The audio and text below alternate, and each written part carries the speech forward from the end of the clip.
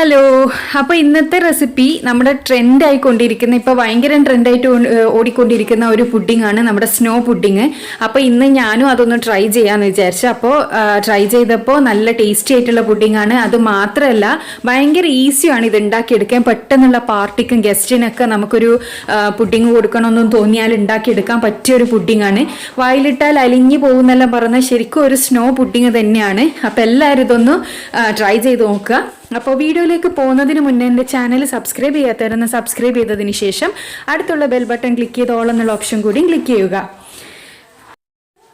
ഇതിൻ്റെ first step എന്ന് പറയുന്നത് ഒരു ചൂടായ പാനിലേക്ക് നമുക്ക് 1/2 കപ്പ് പഞ്ചസാര ആഡ് ചെയ്ത് കൊടുക്കുക. ഈ പഞ്ചസാര ഇതിലിട്ടിട്ട് അങ്ങോട്ട് ഇളക്കുകയൊന്നും ചെയ്യണ്ട, ഇത് ജസ്റ്റ് ഒന്ന് ഇട്ടാൽ മതി. ഇത് നമുക്ക് കാരമലൈസ് ചെയ്തെടുക്കാൻ വേണ്ടിയിട്ടാണ്.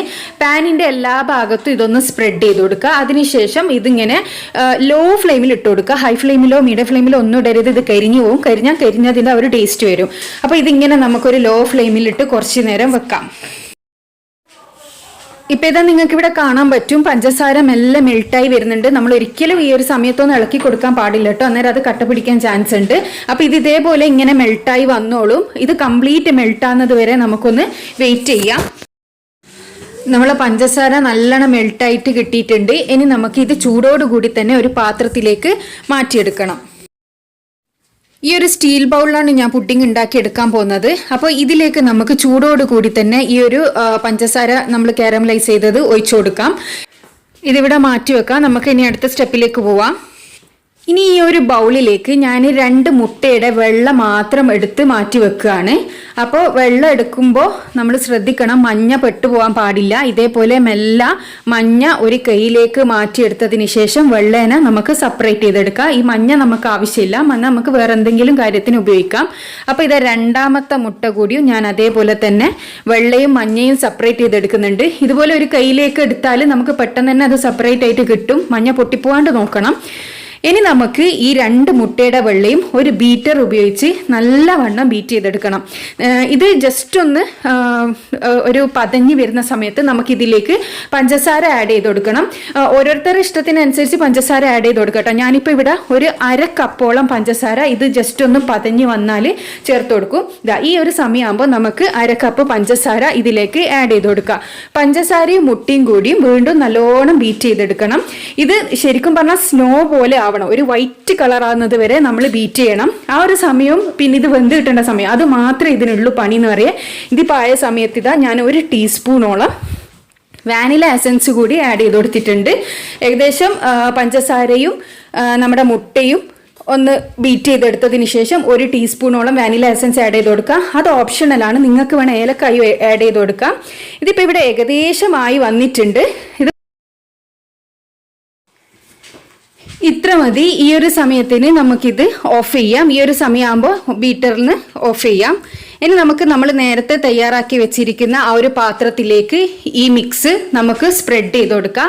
എല്ലാ ഭാഗത്തും നല്ല സ്മൂത്തായിട്ട് ഇത് സ്പ്രെഡ് ചെയ്ത് കൊടുക്കണം. മെല്ലെ എല്ലാ ഭാഗത്തും സ്പ്രെഡ് ചെയ്ത് കൊടുത്തതിന് ശേഷം നമുക്കിത് സ്റ്റീം ചെയ്തെടുക്കുകയാണ് നമ്മൾ ചെയ്യുക. അപ്പം ഞാനിത് എല്ലാ ഭാഗത്തും റെഡിയാക്കി എടുത്തിട്ടുണ്ട്. ഇനി നമുക്കിതൊന്ന് സ്റ്റീം ചെയ്തെടുക്കാം. ഈ ഒരു സ്റ്റീമറിലേക്ക് ഞാനിത് വെച്ച് കൊടുത്തിട്ടുണ്ട്. ഇതൊരു ഇഡ്ഡലി പാത്രമാണ്. ഇഡ്ഡലി പാത്രത്തിലാണ് ഞാൻ തയ്യാറാക്കി എടുക്കുന്നത്. ഇനി ഇതിൻ്റെ മേലെ നമുക്കൊരു അലുമിനിയം ഫോയിൽ വെച്ചിട്ട് കവർ ചെയ്തെടുക്കണം. അലുമിനിയം ഫോയിൽ വെച്ച് കവർ ചെയ്ത് എന്തിനാന്ന് വെച്ചാൽ ഇതിലേക്ക് വെള്ളം കയറാണ്ടിരിക്കാൻ വേണ്ടിയിട്ടാണ്. അപ്പോൾ നിങ്ങളുടെ അടുത്ത് അലുമിനിയം ഫോയിലോ എന്താന്ന് വെച്ചാൽ ഒരു ഇതിൻ്റെ ഒരു എന്തെങ്കിലും എടുത്ത് നല്ലവണ്ണം ഒന്ന് കവർ ചെയ്യുക. അതിനുശേഷം ഇതിന് നമുക്കൊരു ഹോൾ ഇട്ട് കൊടുക്കണം. ഇനി ഇത് അടച്ച് വെച്ചിട്ട് നമുക്ക് 10 മിനിറ്റ് വേവിച്ചെടുക്കാം. 10 മിനിറ്റ് കൊണ്ട് തന്നെ ഇത് റെഡിയായി കിട്ടും. ഇവിടെ ഇപ്പോൾ 10 മിനിറ്റ് ആയിട്ടുണ്ട്. നമുക്കിതൊന്ന് തുറന്ന് നോക്കാം. അപ്പം ഞാനിത് ഇതിവിടെ തുറന്ന് നോക്കിയിട്ടുണ്ട്. അപ്പോൾ ഇത് നല്ലോണം ഇവിടെ പൊന്തി കിട്ടിയിട്ടുണ്ട്. ഇനി നമുക്ക് ഇതൊരു പ്ലേറ്റിലേക്ക് സെർവ് ചെയ്തെടുക്കണം. ഞാനിപ്പോൾ ഇതൊരു പ്ലേറ്റിലേക്ക് സെർവ് ചെയ്തെടുത്തിട്ടുണ്ട്. ഇനി കുറച്ച് ട്യൂട്ടി ഫ്രൂട്ടി ഉപയോഗിച്ചിട്ട് നമുക്കിതൊന്ന് ഡെക്കറേറ്റ് ചെയ്തെടുക്കാം. ഇതെല്ലാം ഓപ്ഷണലാണ്, നിങ്ങൾക്ക് വേണമെങ്കിൽ ചെയ്യാം. ഞാൻ ഇത് ജസ്റ്റ് ഒന്ന് ഡെക്കറേറ്റ് ചെയ്തെടുക്കുന്നുണ്ട്. ഇതിപ്പോൾ ഞാനിതാ കട്ട് ചെയ്തെടുക്കുന്നുണ്ട്. കട്ട് ചെയ്തെടുത്തതിന് ശേഷം ഞാനിത് നിങ്ങൾക്ക് മുറിച്ചിട്ട് കാണിച്ചു തരാം ഇതെങ്ങനെയാണ് ഉള്ളതെന്നുള്ളത്. നമുക്കൊരു സ്പൂണ് കൊണ്ട് എടുക്കുമ്പോൾ ഇത് ഭയങ്കര സോഫ്റ്റായിട്ടാണ് ഉണ്ടാവുക. അപ്പോൾ ഗസ്റ്റിനെല്ലാം ഇത് സെർവ് ചെയ്യാൻ ഭയങ്കര നല്ല പുഡിങ്ങാണ്. ഇതാ കണ്ടാലോ, ഇത്രയും സോഫ്റ്റായിട്ട് നമുക്ക് കിട്ടും. അപ്പോൾ എല്ലാവരും ഇത് ട്രൈ ചെയ്ത് നോക്കണം. അപ്പോൾ നമ്മുടെ സ്നോ പുഡിംഗ് ഇവിടെ റെഡി ആയിട്ടുണ്ട്. അപ്പോൾ എല്ലാവരും ഇത് ട്രൈ ചെയ്ത് നോക്കാം. പിന്നെ എന്നും പറയുന്നത് പോലെ തന്നെ എൻ്റെ ചാനൽ സബ്സ്ക്രൈബ് ചെയ്യാത്തവർ സബ്സ്ക്രൈബ് ചെയ്യുക, അടുത്തുള്ള ബെല്ലൈക്കൺ ക്ലിക്ക് ചെയ്യുക. പുതിയ റെസിപ്പീസായിട്ട് വീണ്ടും കാണാം. Thanks for watching.